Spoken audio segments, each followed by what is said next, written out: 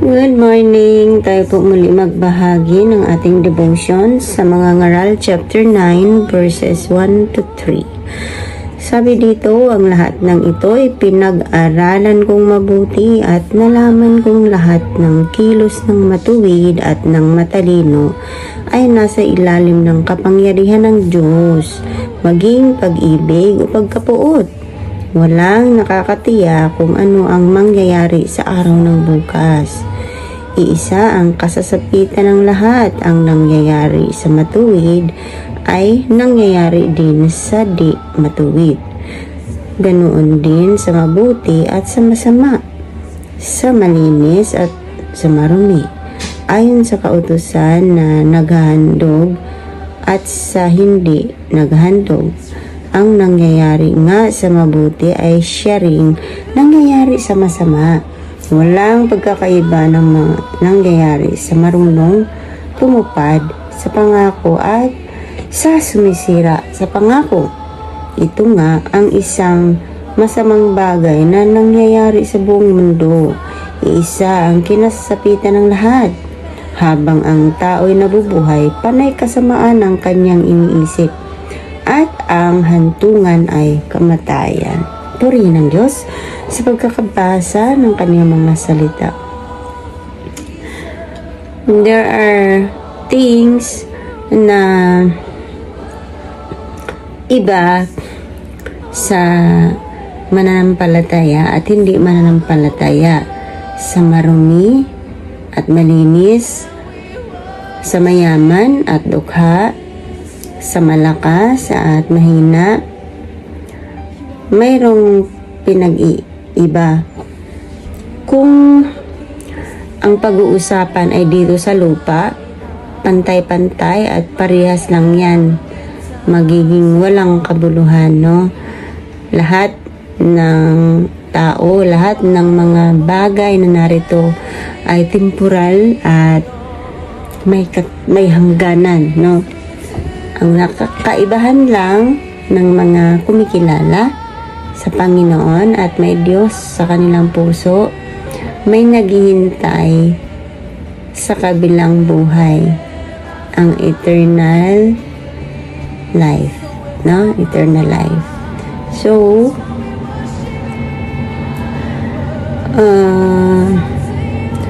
tunay naman, wala naman talagang nakakatiyak sa araw ng bukas. Kaya nga hindi natin pwedeng ipangako. Lagi talaga natin sabihin na kung will ng Lord, yun ay matupad. If God's will, no? Yun. So, yun lamang po.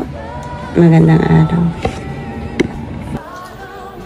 Magandang araw po sa ating lahat. Ang bahagi ko po is Ecclesiastes chapter 9 verse 4 to 6. Ngunit habang nabubuhay ang tao ay di siya dapat mawalan ng pag-asa. Ang asong buhay ay mas mainam kaysa patay na leon. Alam ng buhay na siya ay mamamatay, ngunit ang patay ay wala na anumang nalalaman, wala na siyang pag-asa at makalimutan mong lubusan. Mawawala pati kanilang pag-ibig, pagkapuot at pagkaingit, ano pa, wala silang namamalayan sa anumang nangyayari sa mundo. Amen. God bless po sa ating lahat. Mapagpalang araw po sa ating lahat. Ang aking pong bahagi ngayon ay mula sa Aklat ng Mga Ngaral, Kabanata 9, talata 7 hanggang 10. Sige, magpakasaya ka sa pagkain at pag-inom, sapagkat iyon ay itinakda ng Diyos para sa iyo. Naway lumigaya ka sa bawat oras. Magpakaligaya ka sa piling ng babaeng iyong minamahal habang ikaw ay nabubuhay sa mundong ito, sapagkat iyon ang iyong bahagi at bunga ng iyong pinagpaguran sa maikling buhay na ito. Ano man ang ginagawa mo'y pagbuhusan mo ng iyong buong makakaya, sapagkat sa daigdig ng mga patay na kasasadlakan mo ay wala kang gagawin, may pag-iisipan man.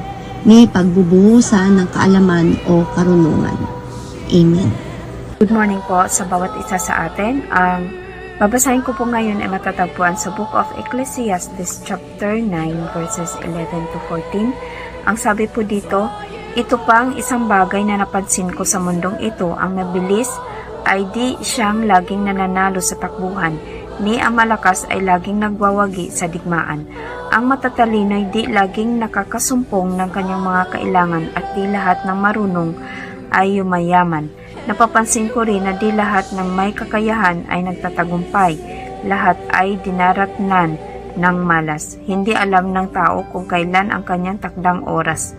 Siya ay tulad na isdang nasusukluban ng lambat at ibong nahuhuli sa bitag. Ang tao ay parang nahuhulog sa patibong sa biglang pagdating ng masamang pagkakataon. Narito pa ang isang halimbawa kung papaanong ang karunungan ay inuunawa sa mundong ito. Mayroong isang maliit na bayan na kakaunti ang mamamayan. Kinungkob ito ng isang hari.